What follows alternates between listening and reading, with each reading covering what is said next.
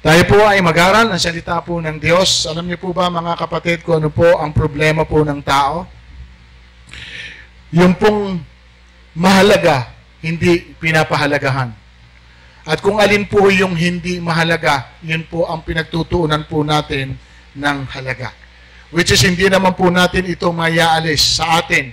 Lalo na't hindi naman po natin alam kung ano ba talaga yung tunay na mahalaga. So ngayon pong umaga mga kapatid, ito po ang isi-share ko po sa inyo. Nung sabihin po ni Paul sa 1 Corinthians chapter 11 verse 1, ang sabi po roon ni Paul ay, imitate me as I imitate Christ. Okay, tularan niyo ako tulad ng pagtulad ko kay Kristo. Ano ba yung dapat po nating tularan sa atin pong Panginoon na sinasabi rito ni Pablo na gawin din po natin ito? Ang sabi po roon, ito po ang title ng ating pong message, ano yung mahalaga sa Kanya, referring to God, na hindi mahalaga sa iyo. Kasi yun po kasi ang dito po kasi ang nagtatalo. Yung mahalaga sa Diyos, parang hindi mahalaga sa atin. At yung pinapahalagahan natin, yun naman yung hindi naman pala mahalaga sa atin pong Panginoon. Bakit ko po ito nasabi? Dito po sa Philippians chapter 3, tingnan niyo po ang nakalagay. Ayan. Ngunit dahil kay Kristo, ang mga bagay na maaari kong ibilang na pakinabang ay inari kong kalugihan. Oo, inari kong kalugihan ang lahat ng bagay. Lahat ng bagay, name it. Ano man po yung iniisip ninyo sa buhay po ninyo na mahalaga. Ang sabi rito, inari kong kalugihan bilang kapalit ng lalong mahalaga. Meron po siyang sinasabing mas mahalaga, lalong mahalaga, na hindi po nakikita ng iba. Na sinasabi po niya ngayon sa atin, eto yung bagay na mahalaga para sa akin, na gusto ko magkaroon kayo ng idea. Okay po? Kasi baka po maipagpalit po natin yung mahalaga sa hindi mahalaga. At yan nga po ang i-share ko po sa inyo ngayon. Ang una nating puntos, mga kapatid, kung ano po talaga yung mahalaga. Number 1, mahalaga ang paghahanda kung siya ang sasalubungin mo. Kung ang sasalubungin mo ay siya. Mahalaga po na pinaghahandaan po ito. Sa Matthew 25, tingnan niyo po nakalagay. Dito maitutulad ang pagpasok sa kaharian ng Diyos. Binigyan po niya ng comparison, ha? Dito maitutulad ang pagpasok sa kaharian ng Diyos. So, ang pagpasok po ba sa kaharian ng Diyos, mahalaga sa inyo? Hindi. Napakahalaga. Sapagkat yan po ang atin pong goal. Yan po ang ating objective. Kaya po natin ginagawa ang lahat ng ito for one reason, to be with the Lord someday. Yung makapasok po tayo sa Kanyang kaharian. Yung makasama po natin ang ating Panginoon. But, meron pong nire-require. Sa lahat po ng bagay, mga kapatid, hindi po tayo pwedeng makapasok sa gusto nating pasukan na wala pong silang ididiman o i-require sa atin na dapat naman tayong mag-comply. Tatandaan niyo po yan. So dito ang sabi rito, may 10 dalagang lumabas upang sumalubong sa lalaking ikakasal. At ang bawat isa ay may dalang ilawan. Gusto ko makita niyo yan. Ano po ang dahilan ng kanilang paglabas? Upang salubungin ang lalaking ikakasal. Ano po ang dala ng bawat isa? May dala silang ilawan. Bawat isa, may dalang ilawan. Sa tingin po ninyo, kaninong idea na kailangan po silang lahat ay magdala ng ilawan? At para po saan? Kasi kung ang kailangan lang po nila ay liwanag, dahil po kapag inabot sila ng gabi, yung pong 5, 10 kasi sila. Yung 5 na may dalang ilawan ay sapat na para po magbigay ng liwanag sa kanilang lahat. Dahil lahat naman sila ay magkakasama. Pero dito po, very specific na binanggit, silang lahat ay mayroong dalang ilawan. Bakit? Dahil yun po ang nire-require nung lalaking ikakasal. Na mai-present po nila kung ano yung pong hinihingi sa kanila. And they did. May dala silang ilawan. Tama po. Sumunod naman po sila. Doon po sa sinasabi sa kanila. Ngayon, ano nangyari? Tingnan niyo po nangyari. Ang mga hangal ay nagdala ng kanilang ilawan, ngunit hindi nagbaon ng langis. Subalit ang matatalino ay nagdala ng langis bukod pa sa nasa kanilang ilawan. So, ano pong makikita po natin dito, mga kapatid? 10 silang magkakasama. Isa yung purpose para sumalubong sa lalaki kakasal. Pero yung preparation nila, magkaiba. Yung pong 5, may dalang ilawan, pero may baon pang langis. Yung 5, may dala ring ilawan, pero hindi na ho nagdala ng langis. Why? Sapagkat yung anticipation, sapat na sa kanila kung anong meron sila. Hindi ho nila kinonsider na pwedeng mabalam.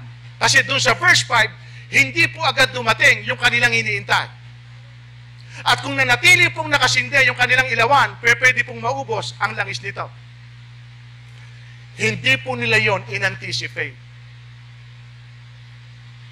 So, ano po ang nangyari? Nagkaroon ng problema. Tingnan niyo po ang verse. Nung hating gabi, may sumigaw. Narito na ang lalaking ikakasal. Salubungin na ninyo. Narito na. Very clear, ha? May sumigaw, narito na. So, ibig sabihin, ang pwede na lang nilang gawin ay salubungin. Verse 7, nagbangon na 10 dalaga at inayos ang kanilang ilawan. Di nyo napansin? Ang inayos nila ay ang ilawan, hindi ang kanilang sarili. Kita nyo? Kasi nung sumigaw, narito na ang lalaking kakasal, dapat po, nung magbangon sila, inihanda na nila ang kanilang sarili para mai-present po nila doon sa sasalubungin nila. Pero ang kanilang unang inayos ay ang ilawan. Bakit? Sapagkat yung pong ilawan, alam nila na yon ang pinakamahalaga sa pagsalubong po nila doon sa lalaki na ikakasal. Ang problema, mga kapatid, diyan lumabas nga ang problema. Tingnan nyo, verse 9. At sinabi ng mga hangal sa matatalino, ito na po, yung problema, bigyan naman ninyo kami ng kaunting langis. Aandap-andap na ang aming ilawan. Sumagot po yung 5, baka hindi magkasya ito sa ating lahat. Tugon ng matatalino, mabuti pa'y pumunta muna kayo sa nagtitinda at bumili ng para sa inyo. Hindi po sila binigyan ng 5 sa takot na bakat sila naman ang maubusan. Matalino eh. Tama po. Now, ano po ibig kong sabihin, mga kapatid? Pakinggan nyo. Pagdating sa kaligtasan, kanya-kanya tayo. Hindi po natin pwedeng iasa sa iba yung pwede mong gawin sa sarili mo. Lalo na't lahat po tayo equally ay binigyan ng Diyos ng pagkakataon to prepare ourselves kung sakali nga na dumating na ang atin pong Panginoon. At yun ang hindi nakikita ng marami. Kaya crucial dito, mga kapatid, yung paghahanda. Paano mo ito pinaghahandaan? At dito, ang binanggit dito, kulang yung langis. Alam natin na sinisimbolo ng langis. Anointing. Okay? Spirit. Kapatid, isa sa nire-require dito, pagharap mo sa Panginoon, kailangan puspos ka. Puspos ka ng Santo Espiritu. Yung masumpungan ka ng Diyos na wala akong kulang. Sapagkat matagal mo itong pinaghandaan.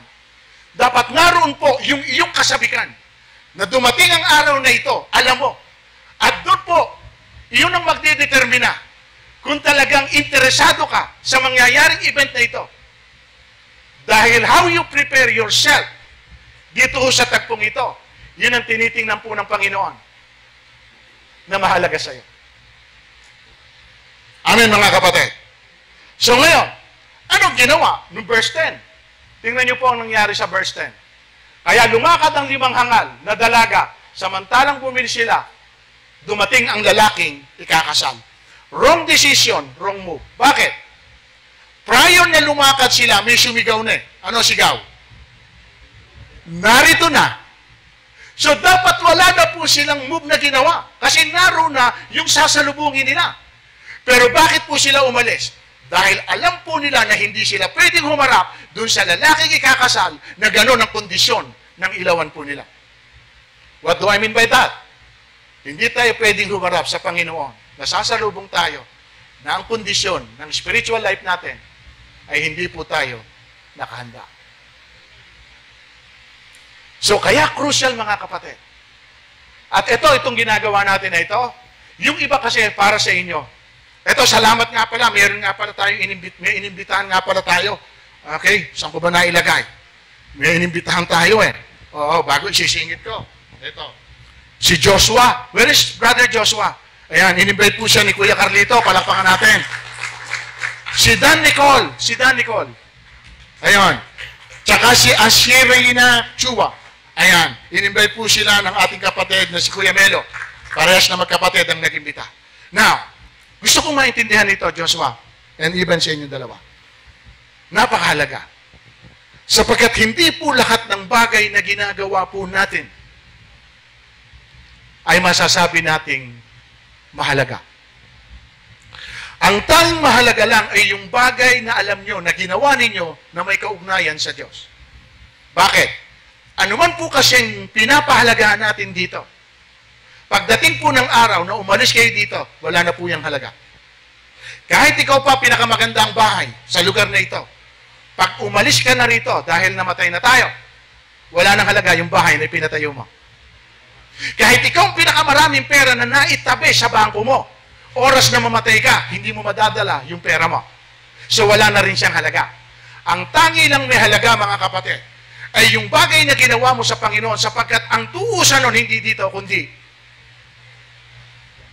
doon ho kasi ang tuusan ng lahat ng bagay na ginawa mo na may kaugnayan sa Diyos. At ito po, mga kapatid, yung mahalaga, lalong mahalaga na hindi pinapahalagaan ng iba. Nagsample po ako. Ewan ko kung naririnig ninyo ito. Ulitin ko.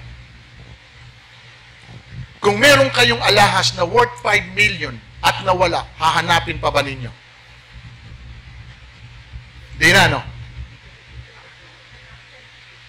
Hanapin nyo pa? 5 million lang na mahalaga, hanapin nyo pa? Layang. Naitabi nyo, hindi nyo na alam kung saan. Hanapin nyo, hindi. Hahanapin nyo. Bakit? Dahil para sa inyo, mahalaga. Get me? At hindi ka titigil hanggang hindi natatagpuan ito. At habang hinahanap mo, hirap na hirap ang loob mo, wala kang kapayapaan. Sapagkat naroon ang iyong panghihinayang. Bakit? Sapagkat ang tagal mo nun ipunan, pinaghirapan, and all of a sudden, bigla na lang nawala. Hindi ka papayag na dito nakikita. Pero alam mo sa isip mo, nandyan lang siya. Tama po? Kaya ka nagpupursige na hanapin mo ito dahil mahalaga sa iyo. Listen. Ang Diyos ba mahalaga? Ang Diyos po ba mahalaga? Yung nagbigay lang naman ng buhay sa iyo. Yung kaya ka humihinga ay nang dahil sa Kanya. Kaya ka may lakas ngayon at wala kang nararamdaman na anumang sakit at karamdaman dahil siyang nag-iingat sa iyo. Tanong, mahalaga ba yung binabanggit ko? Eto sagot ko. Hindi. Hindi sa iba, pero mahalaga sa inyo. Bakit? Dahil kung mahalaga ang Diyos sa kanila, narito rin sila na tulad ninyo. For sure. Kasi alam ko yung sinusuong ninyo ngayon eh. Sa totoo lang, lahat tayo ay merong may fear. Umaaten tayo, pero somehow, deep within sa puso natin, meron tayong inaalalang pangamba, takot. Lalo na't naririnig natin, kalat na. Dami na ika, puno na rin ka, puno doon, puno na. Nandiyan ka, di ba? Nandun yung takot. Pero ba't hindi kayo napigilan ng takot na nararamdaman nyo? Bakit? Dahil sa pagmamahal ninyo sa ating pong Diyos. Listen, Kahit anong ingat ang gawin ninyo sa sarili nyo, pag hindi ang Diyos ang mag-iingat sa inyo, hindi nyo kayang ingatan ang sarili ninyo.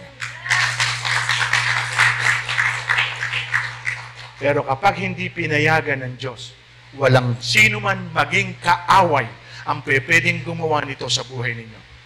There is no power greater than the power of God. Even the power of the devil, that is nothing compared sa kapangyarihan ng Diyos. Mangyayari lang yung bagay na gusto niya kapag inalaw ito ng Panginoon. At kapag inalaw ito ng Panginoon, meron din siyang dahilan kung bakit niya pinayagan na mangyari ito sa iyong buhay. Pero higit sa lahat, mga kapatid, ito gusto kong ipakita nyo sa Panginoon. Mahalaga na pinaghahandaan natin. Why? Walang nakakaalam kung anong oras siya pwedeng dumating. What if, sa sandaling ito, dumating na ang Panginoon? Pinakamatinding event, pinakamasarap na event na maranasan mo ay dumating ang Diyos na naroon ka sa araw na yon na nasa gawain ng atin pong Panginoon. Ito kasi ay isang gesture na, Lord, kung dumating ka man sa oras na ito, I want to make sure na narito ako sa tahanan mo at umaasa at naghihintay sa iyo. Mahalagang bagay. Amen, mga kapatid? So, pagkatapos, yung 5, mga kapatid, yan, binasa natin. Anong lesson ang matututunan natin dito? Huwag po tayong mag-relax. Kung alam po natin na mayroon tayong dapat na gawin at paghandaan, do it now. Huwag niyong hayaan kasi meron po tayong attitude na ganito. Mañana habit. Alam niyo yung mañana habit? Yung pwede mo nang gawin ngayon, sinasabi mo, mamaya na. Tama? Maya na lang. Lagi tayong ganun. Mamaya na lang. Magsahin ka. Maaga pa, mamaya na lang. 12:00 na pala, wala pa kayong kinakain. Bakit? Kasi mamaya na lang. Hindi tayo ganun. At kung kailan tayo ngayon, natataranta tayo kung kailan late na. Tama po ba? Doon na ngayon tayo, pura. Anong gusto kong sabihin, mga kapatid? Ulitin ko ito. Minsan, yung pwede mong gawin ngayon, hindi mo ginagawa. Yung pwede mong ibigay, hindi mo binibigay. Yung pwede mong sabihin, hindi mo nasasabi. Ang masakit, kung kailang wala na, nandun ang pagsisisi. At sinasabi mo, sana, kung alam ko lang, sinabi ko na. Kaya lang, paano mo sasabihin sa isang taon na patay na ang nasa loob noon? Hindi ka na maririnig. Tama? So, nawalan ka ngayon ng pagkakataon na hindi mo tinignan, nasa iyo ang lahat ng pagkakataon nung kasama mo siya, pero hindi mo ginawa dahil hindi mo iniisip na may mangyayari pala sa kanya. So, nandun yung regret. Hindi mo ginawa. Tama po? Ito. When was the last time? Sino may mga asawa rito? Asawa. Ayan. Kasama nyo asawa nyo? Kasama nyo? Sino kasama asawa? Ayan. When was the last time na sinabi nyo sa asawa nyo, you love them?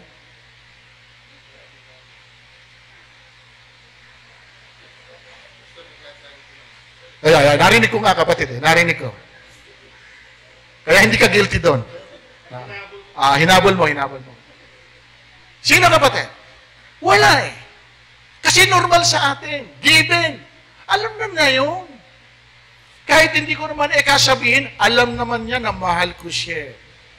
Pero kasi kapatid, iba ho kasi yung ine-express mo at iba yung pinakikiramdaman mo. Sapagkat the moment na sinabi mo, God forbid, na may mangyari man dito, wala kang magiging regret sa sarili mo sapagkat kung ano yung pwede mong gawin, ginawa mo. At ito, mga kapatid, kung ba't binabanggit ko yon, yung pong 5, yung event dito, one-time event. Ang masakit, alam niyo po ba kung ano nangyari? Yung pong 5, bumili. Kahit sinabi nang nandun na yung lalaki kakasal, Sapagkat hindi nga sila makakaharap na gano'n ang kanilang kondisyon. Nung bumalik sila, nakabili sila ng langis, pero wala na rin pong saysay. Why? Hindi po sila pinapasok. Hindi po sila nakapasok, mga kapatid. Tingnan nyo. Ayan. Kaya't nang lumakad ang 5 hangal na dalaga, samantalang bumibili sila, dumating na ang lalaking kakasal. Ang 5 nakahanda, kita nyo? Kaya mahalaga ang paghahanda. Ang 5 nakahanda, okay, ay kasama niyang pumasok sa kasalan at ipinilid ang pinto.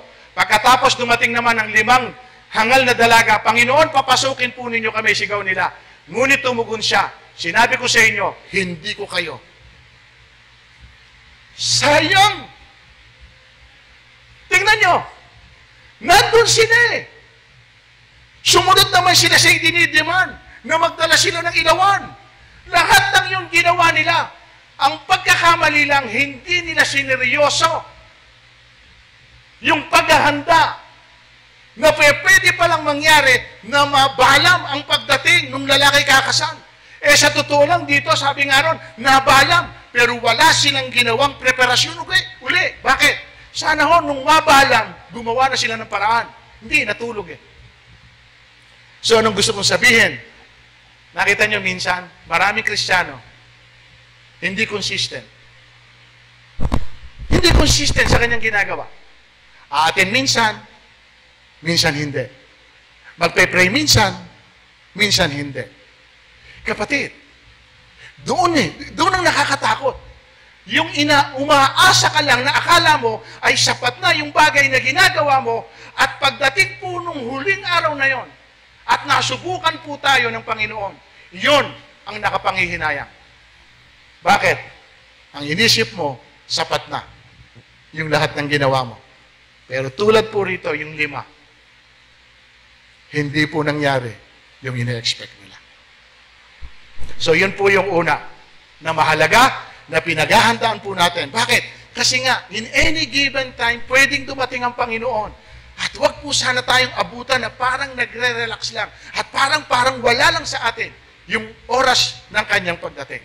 Mahalaga po yun. Pangalawa, mahalaga ang pagdalo kung siya ang nag-aanyaya sa iyo. Kaya Joshua, kayong dalawa, marirealize nyo. Kasi sa totoo lang, titingnan ninyo kung sino nag-iimbita.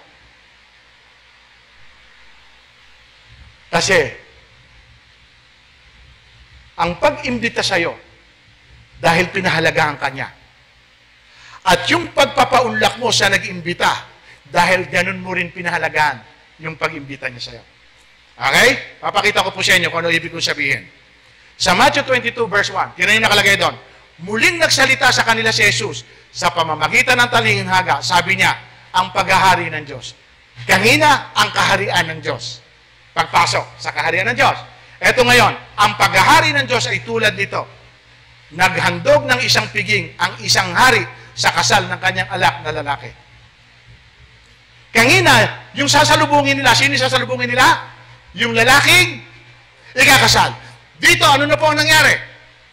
Yung hari na may anak sa lalaki ay nag-imbita sa araw ng kasal ng anak niya.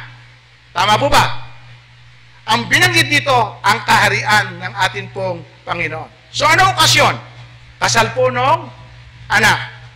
Nagpaanyaya ngayon. Kailangan ng bisita. O, ito po nangyari. Sinugo niya ang kanyang mga alipin upang tawagin ang mga inanyayahan. Ano yung nakita nyo naka-highlight? Ngunit ayaw nilang dumalo. Nakita nyo? Ayaw nilang dumalo. Verse 4, muli siyang nagsugo ng ibang mga alipin at kanyang pinagbilinan. Sabihin nga ninyo sa mga inanyayahan na naihanda ko na ang aking piging, napatay na ang aking mga baka at mga pinatabang guya at handa na ang lahat ng bagay. Halika kayo sa piging. Verse 5, ngunit hindi ito pinansin ng mga inang yayahan. Yung una, ayaw dumalo. Yung pangalawa, hindi pinansin ng mga, tingnan natin yung uli.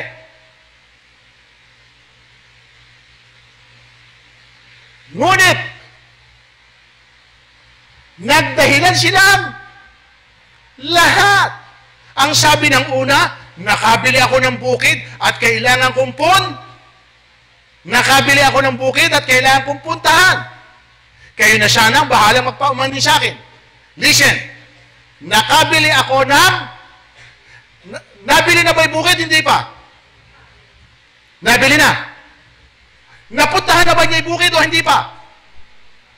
Hindi pa. Ngayon pa lang niya pupuntahan. Saan kayo nakakita na bumili ng lupa, ng bukid na hindi pinuntahan? Binayaran yung bukid na hindi alam kung saan nandun ang lokasyon.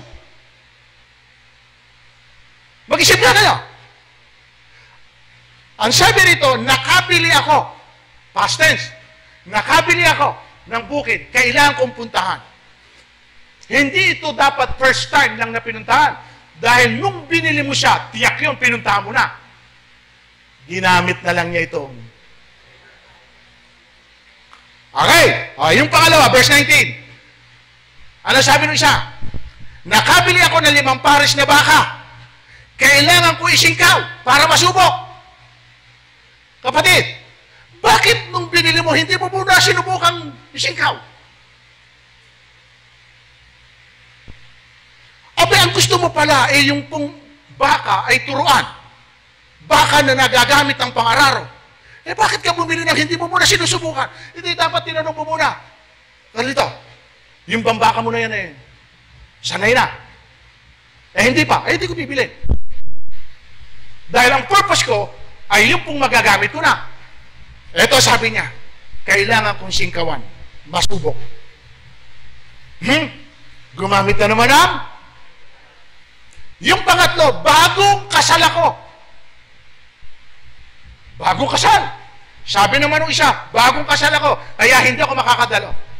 Sa tatlo, ano yung mas valid?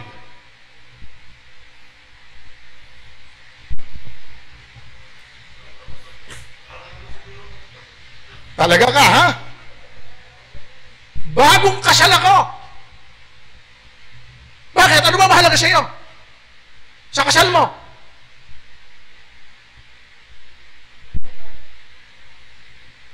Di ba pwedeng palagpasin muna yon? Kasi ang lahat naman ay pwedeng ipospon. Depende yan sa priority mo. Hindi naman mawawala na yung asawa mo sa iyo, Tama ba? Ang mahalaga, nakasal ka na. Hindi na siya mawawala sa iyo. Pero ang dito, mga kapatid, ang gusto kong makita ninyo, tingnan nyo kung sino yung nag-iimbita sa inyo. Amen ba, mga kapatid? Eto ngayon. Yung una, ayaw dumalo. Yung pangalawa, hindi pinansin yung mga inanyayahan. Pangatlo, nagdahilan silang lahat. Sino ba nag-iimbita? Hari. Tama ba? Kung kayo yung hari, na inimbitahan nyo yung mga tao na nasa paligid ninyo dahil kasal ng anak nyo at hindi kayo pinagbigyan, ano mararamdaman nyo? Tandaan nyo ito, hindi kayo kalibel nung inimbitahan nyo sapagkat kayo'y hari. So, ibig sabihin, kahit ikaw isang hari, binigyan mo ng halaga yung mga taong inanyayahan mo dahil gusto mo na nandun sila sa kasal ng anak mo. Yung pagpapahalaga mo, para yatang hindi nila.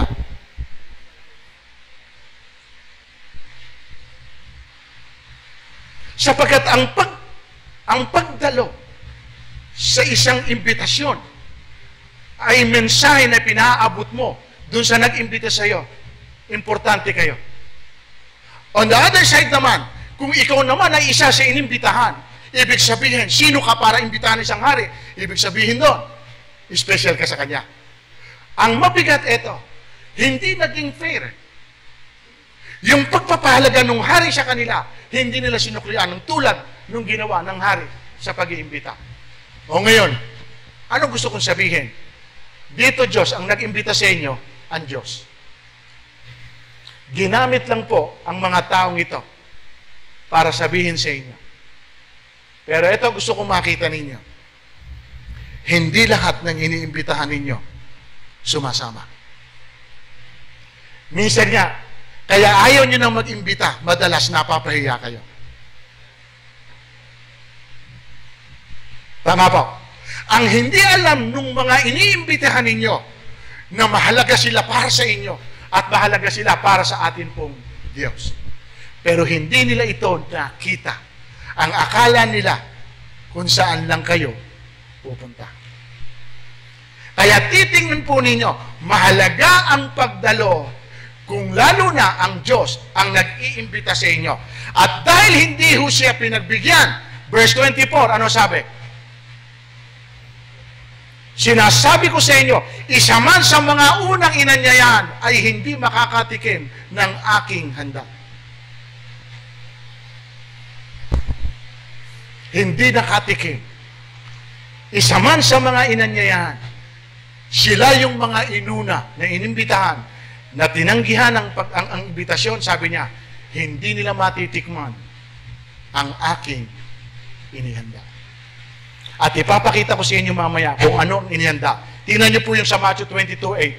Sinabi niya sa kanyang mga alipin, nakahanda ng piging, ngunit hindi karapat-dapat ang mga inanyayahan. Hindi karapat-dapat. Kaya pumunta kayo saan sa lansangan, matao, at inyong anyayahan sa kasalan ang lahat ng makita ninyo. Anyayahan nyo na ang lahat. Kung sino man sila, anyayahan nyo na. O edi nagdatingan na ngayon ang mga inanyayahan. At nung lumabas po yung hari para tingnan kung sino ang kanyang panauhin, meron siyang nakitang kakaiba. Eto. Pumasok ang hari upang tingnan ang mga panauhin. At nakita niyo roon ng isang taong hindi nakadamit pangkasalan. Kaibigan, bakit ka pumasok dito nang hindi nakadamit pangkasalan? Tanong niya, hindi nakaimik ang tao. Kaya't sinabi ng hari sa mga katulong, gapusin ninyo ang kanyang kamay at paa at itapon siya sa kadiliman sa labas. Dooy magnanangit siya at magagalit ang kanyang ngipin. Kapatid, kangina, may inanyayahan, hindi dumalo. Mayroon naman dumalo, hindi nakadamit pangkasalan. Tingnan niyo po, doon po sa side ng inimbitahan na hindi pumunta, hindi makakatikim ng handa ng Panginoon. Doon naman siya inimbitahan, pumasok, pero hindi sumunod. Saan? Sa nire-require sa kanila na dapat nakadamit sila ng pangkasalan. Anong ibig ko sabihin damit pangkasalan? Barong ba ito? Gown ba ito? Hindi. Kapatid, ito. How you present yourself kapag ang Diyos ang iyong kaharap. How you behave. Kasi titingnan mo rito kung sino yung ka-appointment mo. Sino ba nag-imbita sa iyo? Tama po? Tingnan nyo ito. Simple lang. Kung inimbitahan kayo ng Pangulo ng Pilipinas, paano nyo ito paghahandaan?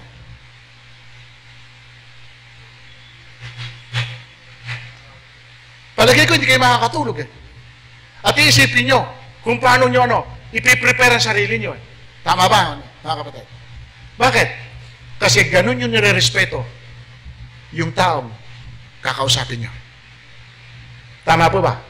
So, ibig ko sabihin dito, mga kapatid, yung pong pinupuntahan natin dito, alam natin kung sino. Pero paano natin ipinipresent ang sarili natin sa harapan po niya? Hindi po ito tumutukoy sa damit lang na suot ninyo. Kundi kung ano talaga, sumunod ka ba doon sa sinasabi na dapat mong gawin? Sapagkat yun ang nire-require sa kanila. Na kapag pumunta ka sa kasalang ito, meron pong dapat na may dress code. O ano yung dress code dito? Ngayon yung sarili mo, paano mo ito pinaghandaan? Sapagkat ang nag-imbita sa iyo, hindi ordinaryo. Dapat alam mo. Di ba? Sa sarili mo. Kaya nga alam niyo, mga kapatid, meron pong isang mataasang posisyon eh. Ang sabi po niya, eto. Actually, namatay na po itong lingkod ng Diyos na ito. Tumatawag po yung Pangulo ng Amerika sa kanya. Pero nandun po siya sa kwarto po niya at nananalangin sa ating Panginoon. While he was praying, tumawag po yung presidente ng Pilipinas, ng US. Ito po nangyari. Hindi po niya sinagot. Bakit? Hanggang hindi daw siya tapos, na ang kausap niya nung oras na ito ay ang Diyos. Bakit? Ang tumawag lang sa kanya ay presidente ng US. Ang kausap daw niya ay sino? Hari ng mga hari. Diyos ng mga Diyos. So meaning ipinakikita nung lingkod ng Diyos na ito na mas mahalaga yung kausap niya more than sa tawag ng isang Pangulo. So ano ibig kong sabihin mga kapatid? Ang kausap natin dito ay ang Diyos. Sa dami nung bisita, bakit bukod tanging siya ang napansin? Dahil siya lang ang kakaiba. Hindi sila tulad ng mga nandoon na sumunod sa patakaran na nire-require sa kanila. Tingnan nyo, nung po siya itapon, hindi siya umimik. Bakit? Dahil alam niya na may pagkukulang siya. Hindi naman siya nag-justify eh. Ayun na, gapusin ninyo. Di ba? Sabi ron. Tanong, bakit ka pumasok dito nang hindi nakadamit pang kasalan? Tanong niya, hindi nakaimik ang tao. Dahil alam niya sa sarili niya, may mali siyang nagawa. So mga kapatid ha, importante na pinaghahandaan natin how we present ourselves pagka tayo po ay haharap sa atin pong Panginoon. Amen? So mahalaga ang pagdalo kung inaanyayahan kayo. Dahil sa pagdalo mo, pinapahalagaan mo yung nag-invite sa'yo at kaya rin naman inimbitahan ka dahil ganun din ang pagpapahalaga niya sa'yo. Okay? So ito po, siguraduhin lang po natin na hindi po tayo ipagtatabuyan ng Diyos kung sakali man na tumingin siya sa atin bilang kanyang mga panauhin. So ano matututunan po natin dito? Respeto doon saan sa rumirespeto sa iyo. Pagpapahalaga doon sa nagpapahalaga sa iyo. Tandaan mo po natin, mga kapatid, Diyos ang nag-iimbita sa atin. Ito po yung sinasabi ko sa inyong inihanda ng Diyos. Ayan. Ano po? Ganito sabi ng kasulatan. Hindi pa nakita ng mata, ni narinig ng tenga, hindi pa rin sumasagi sa isip ng tao ang inihanda ng Diyos sa mga umiibig sa Kanya. May inihanda po ang Diyos. Pero ang sabi ron, hindi pa sasagi ito sa isip nyo. Hindi makikita ng mata nyo. Ayan o. Hindi ka maririnig ng tenga nyo. Yung inihanda ng Diyos. Ano inihanda ng Diyos? Sa bawat isa. Ito, ina-explain kong madalas sa inyo. I-remind ko lang kayo. Kaya ho, hindi ipinakita, hindi pinarinig, hindi pinaisip. Bakit? Ganito po yun. Kapag ho nag-offer ako sa inyo ng isang bagay, at kaya nyo gagawin dahil dun sa offer ko, nakita nyo. Halimbawa, ganito. Lahat po ng dadalo sa gawain dito, sa atin, sa gawain dito, ay bibigyan ko ng 1,000,000 kada isa. Atin ka, hindi. Atin ka, hindi. Eh kahit ka nga hindi iniimbitahan eh. Pag narinig mo may 1,000,000 eh. Atin ka, tama hindi? Kuya, ikaw, atin ka. May kausap ba ako? Halimbawa, ipa-announce nyo dyan sa labas na lahat ng dadalo sa linggo ay bibigyan ng tigi 1,000,000. Sa tingin nyo kaya kapatid? Walang atin? Marami ano? Kulang yung lugar ano? Okay. Tanong, bakit sila umatin? Nakita nyo? Dahil sa isang? Okay. Umatin sila hindi dahil sa Panginoon, kundi dahil sa 1,000,000. Dito, kung bakit sinabi ng Panginoon, may inihanda ako, pero hindi ko sinabi sa inyo. Hindi ko pinakita sa inyo. Hindi ko pinaririnig sa inyo. Bakit? Sapagkat kapag nakita nyo at narinig nyo kung anong inihahanda ko, baka yun ang maging motivation ninyo na kaya kayo naglilingkod sa akin dahil meron kayong inaasahan tatanggapin. Ito maganda. Wala kayong nakita. Wala kayong narinig. Walang sumasagi sa isip ninyo. Pero sa kabila po noon na wala kayong nakikita, ay patuloy kayo na naglilingkod at nagmamahal sa Diyos. Malinaw sa Panginoon na kaya nyo ginagawa ito hindi dahil sa bagay na tatanggapin ninyo, kundi dahil mahal nyo ang Panginoon na pinaglilingkuran nyo. Ayun nyo? Kaya sinabi ron, inihanda ng Diyos sa mga umiibig sa Kanya. Napatunayan ng Diyos na iniibig mo siya. Bakit? Dahil ginagawa mo yung bagay na ito kahit wala ka pang malinaw na nakikita kung ano ba ang kapalit nito sa lahat ng pagpapagal ko. Kasi human nature natin, hindi ka magpapagal na wala kang pakikinabangan. Hindi ka magpapakahirap sa isang bagay na ginagawa mo at pagkatapos nun nga. Hindi tayo ganun. Ang gusto natin makita ano bang kapalit ng gagawin ko. Pero ang maganda sa Diyos, wala siyang sinabi. Bakit? Sapagkat gustong makita ng Panginoon, anak, ano ba talaga ang layunin mo kung ba't ginagawa mo ang bagay na ito. At dito malinaw. Malinaw, Lord, wala kaming alam sa mga plano mo sa amin. Pero hindi po yung bagay na yon ang siyang nag-uudyok sa akin para gawin ko ang bagay na ito. Kundi kaya ko ginagawa dahil naramdaman ko yung pagmamahal mo sa akin. At yun lang din ang pwede kong ibalik para sa inyo. Amen? So, kaya ang sabi ron, ayan, huwag niyong kaligtaan ang pagdalo sa mga pagtitipon gaya ng ginagawa ng ilan. Kundi palakasin ang loob ng isa't isa. Lalo na ngayon, nakikita natin malapit na ang pagdating ng atin pong Panginoon. Mga kapatid, hindi natin alam na pwede nang dumating ang Panginoon sa mga darating na araw. Ang mahalaga, abutan tayo ng Diyos na nandoon saan? Sa Kanyang tahanan. Ito yung pinakamagandang pangyayari na kung dumating man ang Panginoon sa sandaling ito, inabutan Kanya na nasa tahanan niya at umaasa at naghihintay sa pagbabalik po niya.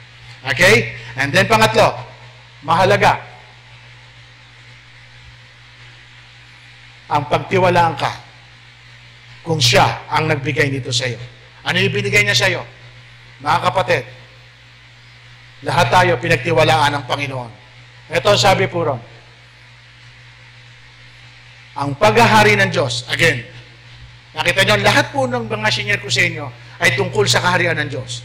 Tungkol sa paghahari ng Diyos. Ang paghahari ng Diyos ay maitutulad dito, may isang taong naglakbay, kaya tinawag niya ang kanyang mga alipin at ipinagtiwala sa kanila ang kanyang ari-arian. May Panginoon, may alipin. Yung Panginoon umalis, pero lahat ng meron siya, kanino pinagtiwala? Sa alipin. Okay. Kayo po ang may-ari. Kayo po yung Panginoon, kayo po yung boss. Meron kayong kasama sa bahay. Ipagkakatiwala nyo ba ang lahat ng meron kayo kay Inday?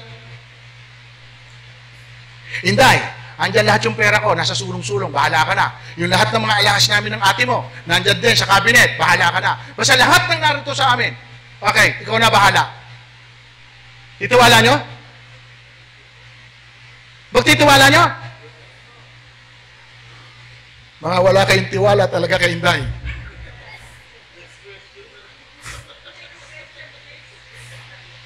Hindi nyo ipagtitiwala. Bakit?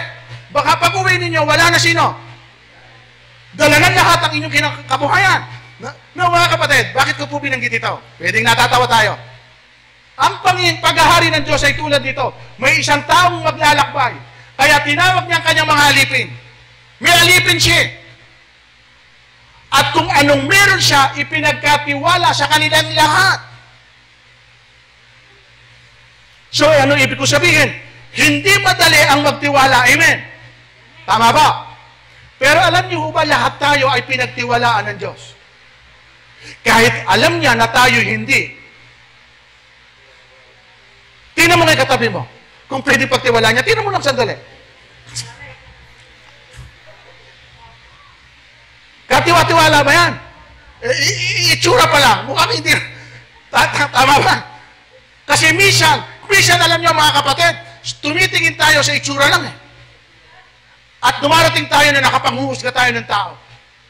Pag nakita mo ko na, naku, mukha ka hindi mapagtitiwalaan niya, pero yun pala ang katiwa-tiwala. Amen. Tumitingin lang tayo sa panlabas na kaanyuan. Pero balik tayo doon, mga kapatid, sa pinag-uusapan natin. Lahat tayo pinagtiwalaan ng Diyos. Pinagtiwalaan ka ng buhay. Pinagtiwalaan ka ng kakayahan. Pinagtiwalaan ka ng lakas. Tanong, saan mo ginagamit yung bagay na pinagtiwala sa iyo? Kasi dito, binigyan po yung pong katiwala niya, binigyan ng 5,000. Yung isa binigyan ng 2,000. Yung isa binigyan ng 1,000. Nung tanggapin po nila yung bagay na ito, humayo po yung pong isa. Pinangalakal yung 5,000. Tumubo ng 5,000. Yung 2,000, pinangalakal niya, tumubo ng 2,000. Ang sabi po nung Panginoon, sabi niya, kasi babalik po siya at ipagsusulit natin. Tingnan niyo to. Binigyan niya ng salapi ang bawat isa. Ayon sa kanya-kanyang kakayahan. Bawat isa, binigyan niya. Okay? Yung pong verse 18, para hindi na tayo magtagal. Ngunit nang tumanggap ng 1,000, humukay sa lupa, itinago ang salapi ng kanyang Panginoon. Hindi ginamit. Ano nangyari? Tingnan niyo. Pagdating po sa verse 19, pagkaraan ng mahabang panahon, bumalik ang Panginoon ng aaliping yon at pinagsulit sila. So anong gusto ko makita nyo? Mga kapatid, anuman po yung bagay na pinagtiwala sa atin ng Panginoon, may isang araw na pagdating niya, pagsusulit mo. Magsusulit tayo sa Panginoon kung saan nyo dinala at ginamit yung bagay na ipinagkatiwala niya sa inyo. Yon ang nakakalungkot, mga kapatid. Kaya sabi rito, doon sa mga nag-invest, sabi niya, halika ka, mabuting alipin, tapat na alipin, makisalo ka saan? Sa akin. Pero ano nangyari po doon sa tao na nagbaon? Hindi ko nababasahin lahat, verse 30. Ayan, verse 30. Itapon nyo sa kadiliman sa labas ang aliping walang kabuluhan. Do'y tatangi siya at magngangalit ang kanyang ngipin. Tinapon sa labas. Pinagtiwalaan. Pero yung nagtiwala, hindi niya pinagtiwalaan. Tinago niya. Nung pagdating, pagka pinansin nyo, tinan nyo, ibinigay sa kanya 1,000. Ibinaon niya 1,000. Nung dumating yung may-ari, nung ibinalik niya 1,000, may binawas ba siya? Wala. Wala. So parang kung titingnan nyo, wala namang masama sa kanya ginawa. Pero ang sabi ng Panginoon, sabi niya, tamad at walang kabuluhang alipin. Bakit hindi mo ginamit yung bagay na ibinigay ko sa iyo? Kaya ano po ang nangyari? Ipinatapon po siya saan? Sa labas. Mga kapatid, here is my conclusion. Yung 5 birhen, hindi nakapasok eh. Dahil hindi nila pinagandaan. Yung isa, pinalabas na, kapasok na eh. Doon sa kasalan. Pinalabas pa. Bakit? Dahil hindi nakadamit. Pangkasal. Etong pangatlo, dahil hindi napagtiwalaan, itinapon din sa kadiliman na kung saan nagngangalit ang kanyang ngipin. Lahat po sila umasa na doon sa ginawa nila, sapat na. Yun ang nakakalungkot. Yung pong umaasa ka na akala mo sapat na yung ginawa mo, kung ano man yung ginagawa mo ngayon, at pagdating po nung araw, masusurprise ka, panghihinayangan mo na hindi ka pala makakasama. At ito po, ang konklusyon ko, kung narinig nyo na yung kwento pong ito, tungkol doon sa pangatlo natin pong puntos sa pagtitiwala. Meron po kasi isang kontraktor. Mayaman po yung kontraktor na ito. At meron po siyang tauhang pinagkakatiwalaan. Isang araw po nagpasya yung kontraktor na lumayo dahil meron pong pupuntahan. Sabi niya, magtatagal ako. Pero meron po siyang hinabilin doon po sa kanyang kontraktor at ito ang kanyang sinabi. Binigyan po yung kontraktor ng 10 milyon. At ang sabi po, binigyan po ng kontraktor, yung pong pinagtitiwalaan niya ng 10 milyon. Ang sabi niya, okay, gusto ko na habang wala ako, pagpatayo mo ko ng isang magandang bahay. Ito yung 10 milyon, gamitin mo. Bahala ka na. Tuwan-tuwa po yung katiwala niya. Alam niyo po ginawa, nagpatayo po. Pero ang ginamit po niya, puro substandard. Dahil gusto po niya na makatipid. Dahil yung pong sosobra doon sa 10 milyon, magagamit po niya sa kanyang sarili. Hindi naman nakita ng kontraktor kung paano niya itinayo yung bahay. Sapagkat sabi na, pagdating po niya, yari na yung bahay. Okay? Ang ginawa po niya, yung pong mga nasa loob na pwede niyang takpan, yun ang mga substandard. At pinakita niya na maayos po yung bahay sa labas. Dumating po yung kontraktor. At pinuntahan, tuwan-tuwa doon sa nakita niyang bahay. Yan ang sinasabi ko sa iyo, pwede kang pagtiwalaan. Ganda ng bahay na itinayo mo para sa akin. Yan ang sabi po niya. Pero alam mo, sa totoo lang, dahil matagal na kitang kasama, gusto ko, nagantimpalaan ka. Yung bahay na itinayo mo na yan, hindi talaga sa akin. Yan ay ibibigay ko para sa iyo. Umiyak po yung katiwala. Dahil hindi niya inisip na yung palang bahay na itinatayo niya ay ibibigay sa kanya. Ang ginamit po niya ay substandard na hindi magtatagal yung bahay ay pwede hong masira at bumaksak. Yun ang masakit. Dahil hindi niya inisip, akala niya na take advantage niya yung tao na nagtiwala sa kanya.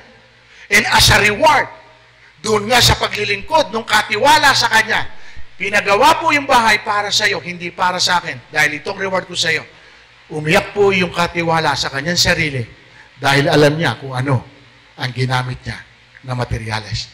So ano po ang message doon, mga kapatid? Hindi mo alam kung yung pinagtiwala ng Diyos sa iyo ay sa iyo rin niya ibibigay. Ang sinabi niya rito, ang pagtiwalaan ng maliit, pagtitiwalaan ng mas malaki. Ang hindi pagtiwalaan sa maliit ay hindi pagtitiwalaan sa malaki. Lahat tayo somehow may ipinagtiwala ang Diyos. Pero kapag dumating yung pong pagsusulit, siguraduhin po ninyo na wala po tayong panghihinayang sapagkat lahat ng ipinagtiwala po sa atin ng Panginoon, na ibalik po natin na meron pa itong bunga ng atin pong pinaghirapan. Napakasarap. Listen, church. Listen.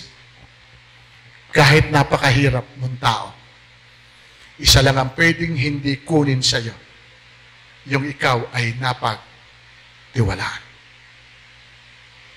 Kapag ikaw ay napagtitiwalaan, higit ka, kanino man na masasabi nating mayaman, pero hindi mo siya mapagtitiwalaan.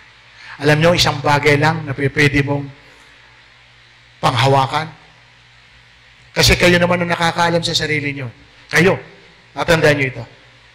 Napakasarap na kahit sino, okay, yung tiwala, sobra na ibinibigay sa iyo. Dahil kilala ka nila na ikaw yung taong mapagtitiwalaan. Alam niyo bang panatag? Tingnan niyo ito. Subukan yung may kasama kayo sa bahay. At nasubukan niyo na sa maraming pagkakataon. Kahit nakahalang ang alahas niyo, kahit nakakalat ang pera ninyo, pagkatitingnan niyo, laging intact, walang nawawala. Sa matagal ng panahon na nandun sa inyo, wala man lang kayong nakitang nawala. Sa tingin ninyo, hindi niyo maibibigay yung full trust? O eto ngayon, umalis ka man ng bahay, panatag ang loob mo, dahil alam mo, yung naiwanan ay isang taong mapag. Pero kapag hindi mapagtitiwalaan, mga kapatid, ang isang tao na kasama mo sa bahay, hindi ka makaalis ng bahay. At bawat kilos mo sa sinusundan mo, ano baka kinukuha na naman? Ano naman kaya ang... Hindi ka papanatag. Bakit? Isipin mo, ang kasama mo ay hindi napag. O ito ngayon, ang pwede nyo pagmalaki. Mahirap lang po kami. Ate, kuya, mahirap lang po kami. Pero sisiguraduhin ko po sa inyo, hindi kami pinalaki ng magulang namin. Nakunin namin yung hindi sa amin. Amen? Amen? Yung gagalawin namin, yung hindi ipinagagalaw sa amin. At yan ang pinakamasarap na pwede niyong hawakan sa buong buhay niyo, yung tayo ay mapagtiwalaan. Amen mga kapatid? Palakpakan natin ang Panginoon. So yan ang paghahari ng Diyos. Pinaghahandaan yung ating pagsalubong sa Kanya. Okay? Mahalaga yung pagdalo natin. Sapagkat kung dumating man siya, nariyan ka. Pangatlo, masarap din yung pinagtitiwalaan ka. Okay po, tayo po natin tumayo. Tayo po manalangin, taas po natin ang ating mga kamay. Magkaroon po tayo ng self-searching. Mga kapatid, sa harapan po ng ating Panginoon, sa tingin ninyo, puno na ba yung ilawan na dala po ninyo? Hindi ba kulang? Wala ba kayong baon langis? So titingnan po natin how we present ourselves sa harapan po ng ating Panginoon. Kasi mabibigla po tayo, nakapangihinayang, yung pong umaasa ka na akala mo okay na, at pagdating nun, parang ganito lang, kasama ka sa gayakan, dahil meron kayong pupuntahan. Naghanda ka na, talagang pinaghanda mo ito. Pagkatapos, lumakad sila, naiiwan ka. Bakit? Kasi merong kulang na hindi mo naihanda, na yung palang kailangan. Eh, ito'y binalikan mo dahil nakalimutan mo. Nakapangihinayang. So, yun po ang pwedeng mangyari sa atin, mga kapatid. Tayo po'y manalangin, dakilang Diyos, salamat muli sa paalala mo sa amin na napakahalaga, Panginoon o God, yung mga bagay na ito, sapagkat ito'y may kaugnayan sa amin pong kinabukasan, Panginoon, sa future po namin. Lord, sapagkat ito'y may kaugnayan sa kaharian mo, sa pagpasok po namin dito. Tulungan mo kami, Panginoon o God, na habang kami may pagkakataon na hindi pa kayo dumarating, mapaghandaan po namin, Panginoon, ito ng gusto. Huwag po kaming mag-relax, Panginoon. Huwag po kaming maging complacent, O Diyos, na parang sasabihin namin, matagal pa kayo, pamaya-maya na. Lord, mahirap. Mahirap yung nangyari na, hindi na po namin pwede pang balikan. Kaya sa iyo po namin, Panginoon o God, ito, iniaasa. Tulungan mo kami, na huwag po kami, Panginoon o God, na maging kampante lang sa buhay na ito. Kundi, Panginoon, nandun po yung seriousness namin, yung pong enthusiast namin, Panginoon o God, na talagang nasasabi kami sa iyong pagdating, sa iyo po, Panginoon, pagparito, at kami nasasalubong po sa inyo. At salamat din, Panginoon o God, na binibigyan mo pa kami ng pagkakataong makadalo po sa inyo sa mga gawain tulad na ito. Sa kabila nga po, Panginoon o God, na may banta sa buhay ng bawat isa. Pero nandyan po, Panginoon, ang pag-iingat po ninyo. At higit sa lahat, Lord, salamat na pinagtiwalaan mo po kami sa marami pong bagay. Masumpungan mo rin kami na dapat po katiwa-tiwala rin kami sa lahat ng bagay na ipinagtiwala nyo sa amin. Kaya, Panginoon, sa iyo namin intras ang lahat ng bagay. Salamat po sa mga anak mo na ngayon po ay naririto. Kayo na po ang tumapos ng mensaheng ito sa puso nila. Kayo po, Panginoon, magdagdag kung may kulang pa. Kayo naman ang magbawas kung may sumobra, Panginoon, sa amin pong pinag-usapan. Selyuhan mo ito ng iyong banal na dugo. Ito po aming samot na langin sa pangalan po ng aming Panginoon Jesus. At ang lahat ng nagmamahal sa Diyos ay magsabi ng Amen.